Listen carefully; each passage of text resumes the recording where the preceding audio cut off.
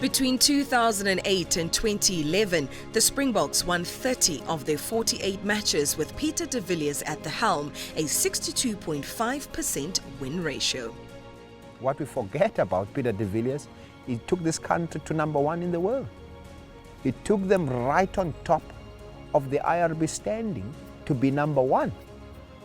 When last did we become a #1 rugby playing nation? When Peter De Villiers was coach. When Heineke Meyer was coach, he was winning, yes, but his highest is being #2.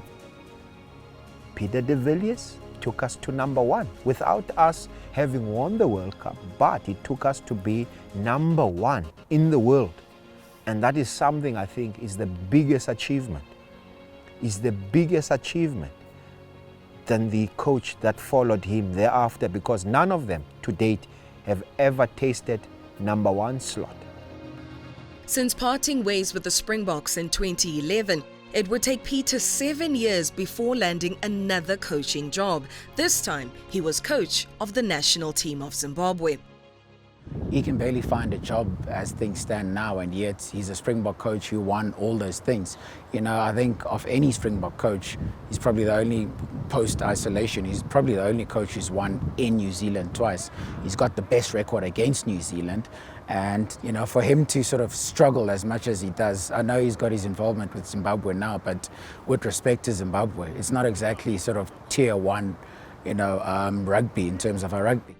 During the 7 years of unemployment, Peter publicly suspected foul play from his previous employers who didn't want him to hold any coaching position in rugby. You know what happened with me in 2012? Ireland came to me. They called me, we have earmarked you, handpicked you, we want to give you this job for our team. I didn't speak to anybody. 3 months after that, they called me, no, it's fine, we're not interested in you anymore. And I can go on and on with the kind of job. People called me about police in South Africa and abroad. And when I got this job of Zimbabwe, 4 countries called Zimbabwe Rugby, saying, we didn't know he's available. SA Rugby then said he's not available. So that is the facts.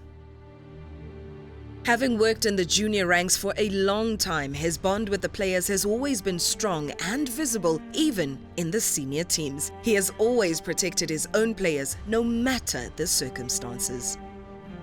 The one thing Peter did unbelievably well, of many things, is that he gave the players their space, protected them, and allowed them to sort of work in the shadows.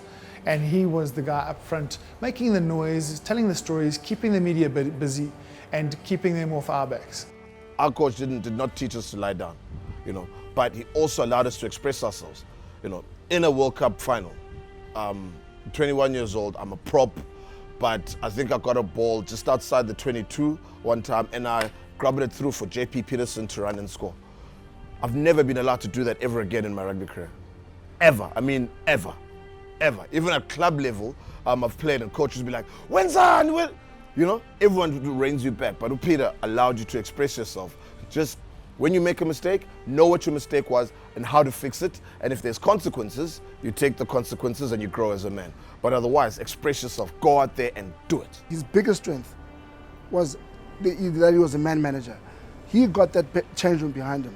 He fought for his players, he protected his players, and the players repaid back that by performance on the rugby field.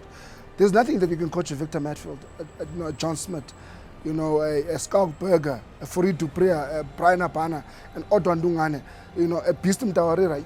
There's nothing you can coach those guys. They have got all the intellectual capital required to win test matches. All you've got to do is manage them, is to get them the right frame of mind to produce on the rugby field. And Peter De Villiers was able to do that.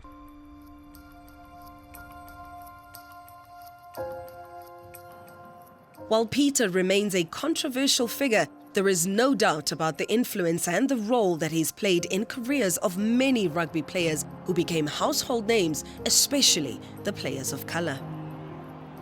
If I had to put together the type of coach that I'd want to be, I'd like to be someone who's as supportive, as carefree and willing to let players play as Peter De Villiers is.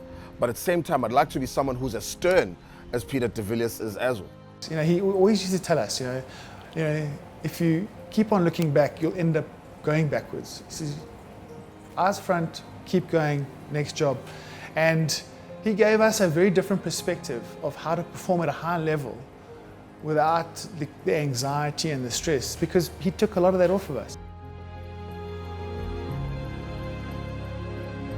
Ngaphandle kokuba ngumKristu wokuqina, uPeter uyindoda ezithandela umndeni wayo, kanti futhi ukholelwa ekubekeni izinto ngembaba ngaphandle kokusaba.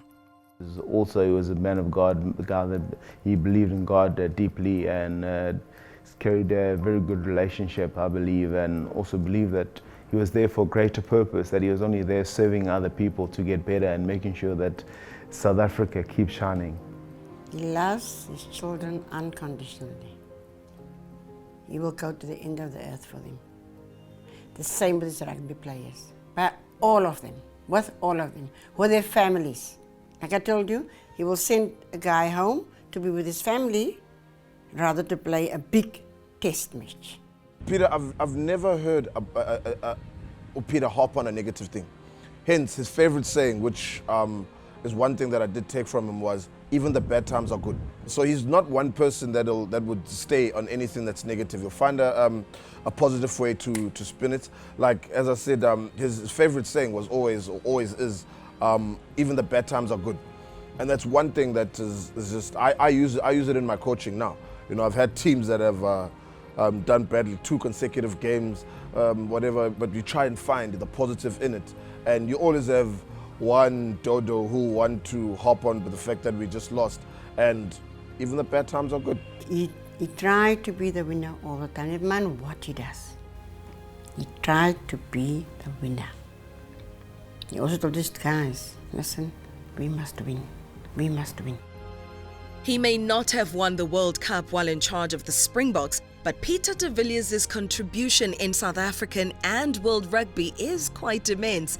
White or not, he is still regarded as one of the best rugby coaches our country has ever had.